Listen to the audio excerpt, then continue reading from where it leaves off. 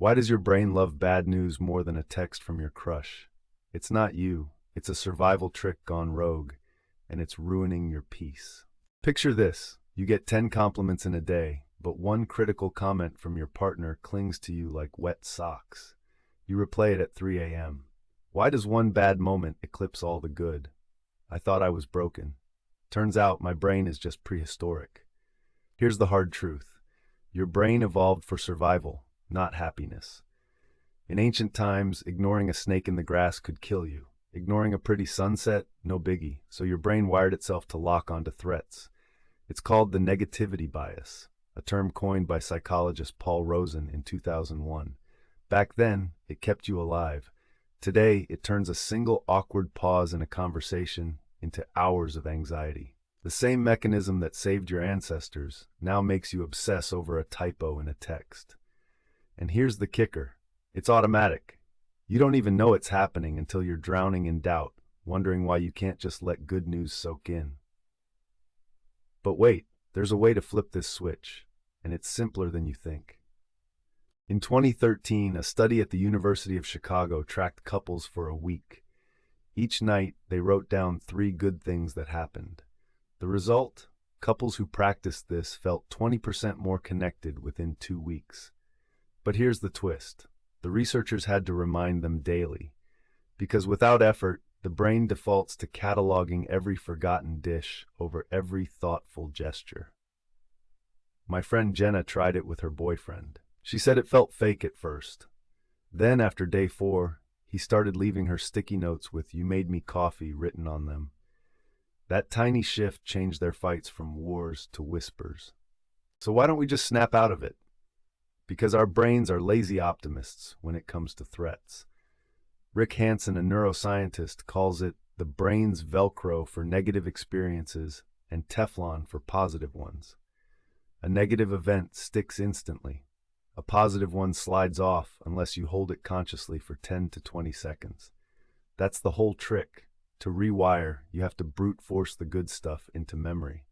And here's the wild part. Your brain only needs about 3 positive interactions to neutralize 1 negative one in a relationship, according to John Gottman's 5:1 ratio theory. But most of us stop at neutrality. We assume silence means everything is fine. It doesn't. Silence is the brain's default threat mode. Take David, a patient of Dr. Hansen's. David led a team of engineers. He got 47 emails of praise and 1 criticism. He fixated on the criticism for 3 days. He lost sleep, snapped at his wife, and nearly quit. When his boss asked why, David recited the critique word for word. The boss had to show him the praising emails 3 times before David could even see them. That's not stubbornness, that's neurology. The brain's amygdala lights up more for a frown than a smile. But here's the hope. David learned to pause after good feedback.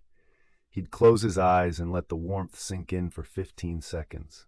Within a month, he stopped dreading Mondays. Here's the deepest insight. The negativity bias isn't just about bad news. It's about control. Your brain scans for threats because dangers feel urgent. But urgency without awareness creates anxiety. When you constantly scan for what's wrong, you miss what's right. You become the person who notices 1 typo in a love letter and forgets the whole poem. I once read about a woman named Clara who kept a good things jar. Every night, she'd drop in a note about something her husband did that made her smile. After a year, she had 365 notes. But she told me the first 30 felt forced.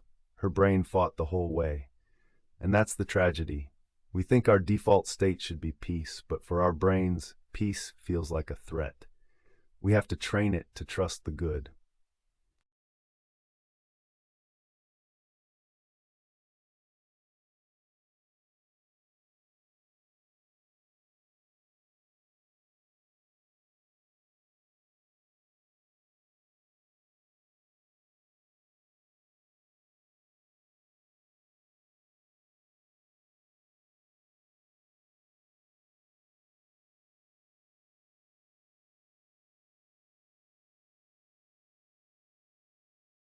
You can literally reshape your brain's response to good news.